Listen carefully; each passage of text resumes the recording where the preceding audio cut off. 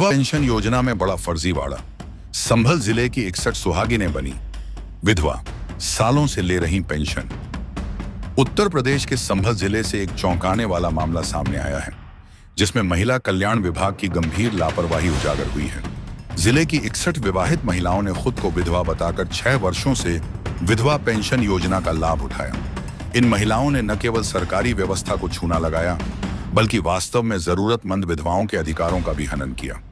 यह मामला आलमपुर जाफराबाद ब्लॉक के भीमपुर गांव से शुरू हुआ, जहां जांच में सामने आया कि एक ही परिवार की जेठानी और देवरानी दोनों ही महिलाएं विधवा पेंशन प्राप्त कर रही थीं, जबकि उनके पति जीवित हैं और गांव में खुलेआम रहते हैं।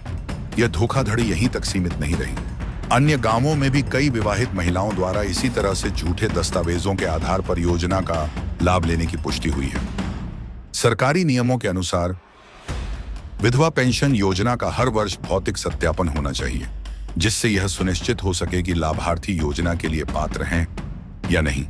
लेकिन यहां साल दर साल सत्यापन की प्रक्रिया मात्र औपचारिकता बनकर रह गई और कई फर्जी लाभार्थी बिना किसी रोक-टोक के सरकारी धन का लाभ उठाते रहे। इस लापरवाही का खामियाजा न केवल सरकारी खजाने को हुआ, बल्कि उन वास्तविक विधवाओं को भी भुगतना पड़ा, जिनका नाम या तो सूची में नहीं आया या जिनकी पेंशन कभी-कभी रोक दी जाती रही।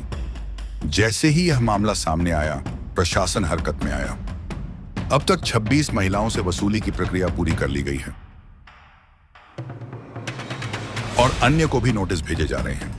जिन महिलाओं ने योजना का गलत लाभ उठाया है, उनसे पूरी राशि की रिकवरी की जा रही है। हालांकि यह भी सामने आया है कि विभाग के कुछ अधिकारी मामले को दबाने का प्रयास कर रहे हैं। सूत्रों के अनुसार कुछ स्थानीय नेताओं और कर्मचारियों की मिलीभगत के चलते ये महिलाएं फर्जी दस्तावेजों के आधार पर योजना में शामिल की गई थीं। ऐसे में इस घोटाले में सिर्फ लाभार्थी महिलाएं ही नहीं, बल्कि विभागीय अधिकारियों की भूमिका भी संदिग्ध मानी जा रही है। फिलहाल संभल जिले में लगभग 99,000 महिलाओं को विधवा पेंशन योजना का लाभ मिल रहा है। यदि 61 महिलाओं का यह फर्जीवाड़ा एक ही ब्लॉक से सामने आ सकता है, तो यह सवाल उठना स्वाभाविक है कि अन्य ब्लॉकों में क्या स्थिति है। क्या वहां भी इसी तरह का फर्जीवाड़ा चल रहा है? यह घटना पूरे जिले और राज्य के लिए एक चेतावनी है कि योजनाओं के संचालन में पारदर्शिता और सख्त निगरानी व्यवस्था की आवश्यकता है। यदि सत्यापन की प्रक्रिया को गंभीरता से नहीं लिया गया, तो सरकारी योजनाएं भ्रष्टाचार और धोखाधड़ी का अड्डा बन जाएंगी। यह मामला सरकार और महिला कल्याण विभाग के लिए एक पुनः मूल्यांकन का अवसर पर होना चाहिए। विभाग को चाहिए कि वह सभी पेंशनधारियों की फिर से सघन जांच कराए और दोषियों पर कड़ी कार्रवाई करे। इसके साथ ही जिन अधिकारियों की लापरवाही या मिलीभगत से यह फर्जीवाड़ा हुआ, उन्हें भी जवाबदेह ठहराया जाना चाहिए।